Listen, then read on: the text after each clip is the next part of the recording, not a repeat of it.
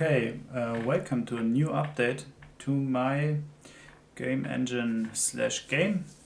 There's a lot of new stuff that is that I've added in the last days. Today I made a gradient editor because the next thing I want to add is a skybox, and I want to have a generated skybox that is just like a nice color gradient.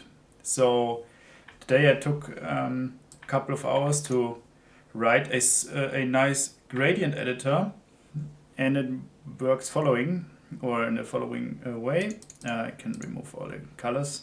Okay, so this is the preview window. You can see it's all rendered to a texture in a frame buffer.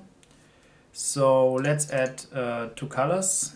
Let's start with yellow and then go into orange. And then we can change the weight of the respective colors, and you can see the changes. Let's add a little bit of red, or let's make it a little bit more red so it's you can see it more. And so you can add as many colors as you want and have gradients between them. And this is it looks really simple, but it took me the whole day to make it, to be honest. It's actually quite complicated to get first of all to get the texture rendered correctly, and the problem is that you don't have that much information for the C# variant online, so you have to find out a lot of it by try and error and a lot of render doc. But yeah, it's working now. So second big feature that I have is I can now draw areas and houses get spawned at them. I've made two different types of areas. One is a little bit denser with denser houses, and this is the different area. You can click the area, and this is my new entity overview. You can see all the child entities that get spawned because those are the houses. And yeah, every house has every area has a type. Small suburb in this case, dense houses is the other one. So this was the other big update that I've put into the engine. This was pretty much it.